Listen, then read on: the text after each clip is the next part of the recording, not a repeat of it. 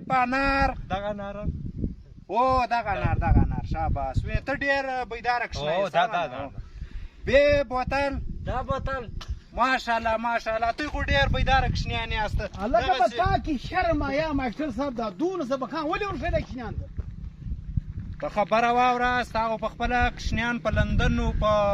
امریکا کې دي او ته وایې دا کښنیان ته څنګه سبق ورښی دا خو ډېر ښه کښنیان دي سبق وایي دا شپنیان دي په پسو یې پسې که لرګي په لاس ورکړه وزیر صاحب دا د شش مشتمه پسې دا د شش استاد ګوره زما بچیان چې په امریکا او په لندن کې سبق وایي ها زما خپله پاټۍ ده سبا په قومي اسمبلۍ کې خبرې کوي دا شپنیان تا راکش کړي سبا دا به زما په مقابله کې ولاړي نو زه د هغه غواړم چې دا راولاړ سي د مقابله کې ودرېږي دا خو بار اسکول نسي ویلی سبق نسي ویلی بس ما څونه تعلیم زده دی هغه ودوی له مور کوم علم وایه ته نه چپ دا ډېر ضرور چپ ځه ماشټر ګوره ماشټر ته به سبا بې سره واخېست دا به ولاړ سي یا دا ماشټر دا ډېر ښه ماشټر یا دا ډېر ښه استاد دی وزیر صاحب هغه ماشټر ګوره دغه هلکوان دی اوس ما سره دلایل وایي دا سبا چې غټان سي دا سپین ږیري خطا باید چې ووټ مو ورکوي دا سپین سري خطا باید و دا ناپوه دي په دغه ناپوه ورځ کې لکه چې خپل پسونه وخره ګوري هلکه دا د شو استاد پسونه بوځئ خره بوځئ دي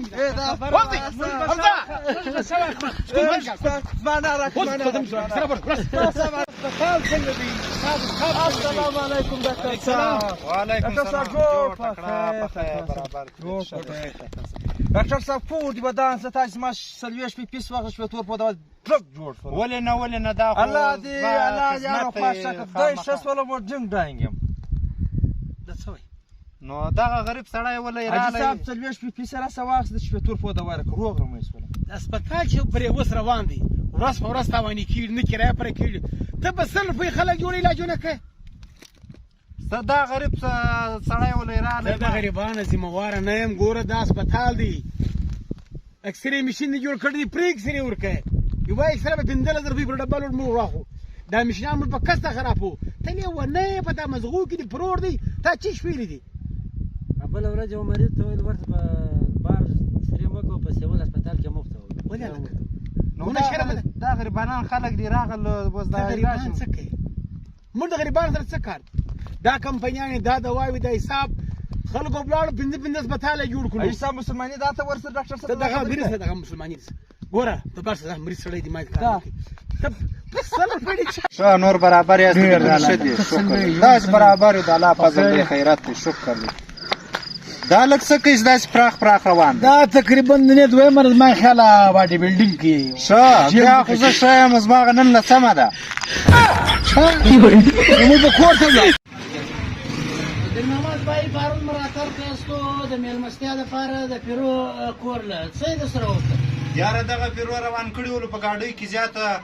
په کلو کې دورې ولاړ شه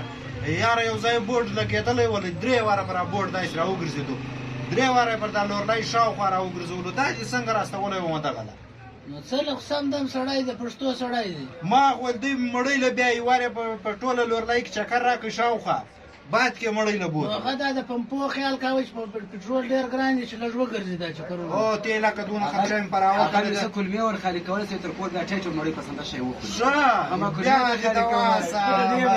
واقعي ډېر زبردست سړي ته دې راستولی وه ماښام شپه دې بیا څنګه وکړل ماښام یې داسې شپه تېره کړله داسې خوندوره شپه وله پنکې په پنځ کې مې ویده کړی و او مچر خو نه وخوړي یاره له مچانو نه بیرېدله ما له مچرو هلته په کونج کې پروت وله ما سره وابه وشتن سړی لړم دي